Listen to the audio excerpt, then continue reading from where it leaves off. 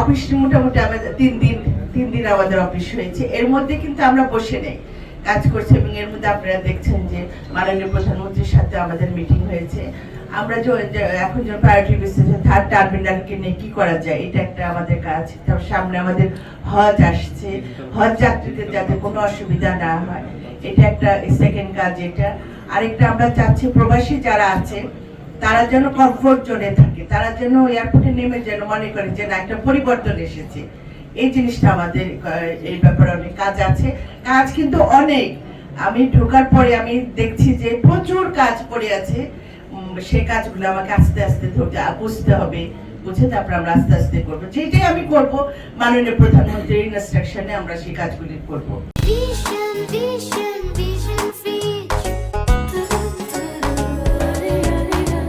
মাননীয় প্রধানমন্ত্রীর বক্তব্য আপনারা নিশ্চয়ই শুনেছেন যে উনি কিন্তু এবার অনেক কঠিন ভাবে নেমেছেন, যে দুর্নীতির বিরুদ্ধে কিন্তু কঠিন ভাবে নেমেছেন। এবং আমাদেরও বারবার ইনস্ট্রাকশন দেওয়া হচ্ছে আমরা যেন সততা নিয়ে কাজ করি।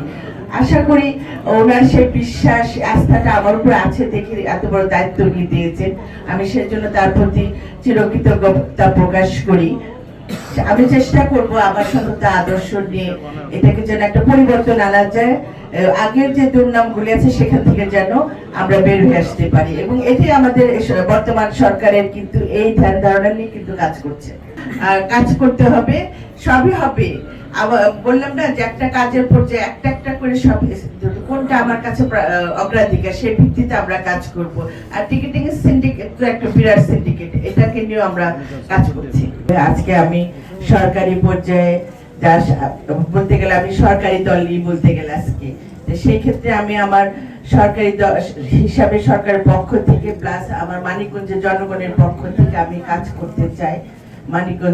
মানিকগঞ্জের প্রতিটা জনগণের কাছে যে আমি কমিটমেন্ট করে আসছি, যখন আমি ভোটের মাঠে গিয়েছি সবার যে আন্তরিকতা, আমার তৃণমূল পর্যায়ে নেতা কর্মী প্লাস আমার সাধারণ জনগণ যেভাবে আমার পাশে এসে দাঁড়িয়েছিলেন, আমি তাদের যে কমিটমেন্ট দিয়ে এসেছি, তাদের পাশে থাকার যে অঙ্গীকার করে আসছি, আমি চাই যেন আমি সেটা ধরে রাখতে পারি।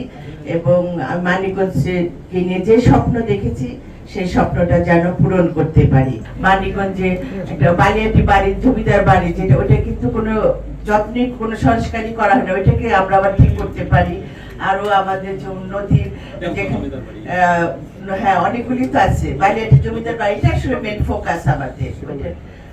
শিবালয়তে আছে জমিদার বাড়ি আছে, তো এইগুলিকে নিয়ে আমরা কাজ করবো। কারণ মানিকগঞ্জে তো অনেক ঐতিহ্য আছে, সেগুলো নিয়ে কাজ করবো। আর ট্যুরিজমের সকল পর্যটকদের জন্য যাতে যারা আসবে টুরিস্টরা, তাদের জন্য কোনো কিছু করা যায় কিনা, যেটা আমাদের পদ্মার কাছে যেহেতু অনেকে খুব পছন্দ করে, সেটাকে কাজ করতে। তার আগে আমার মেন কাজটা থাকবে নদী শাসন।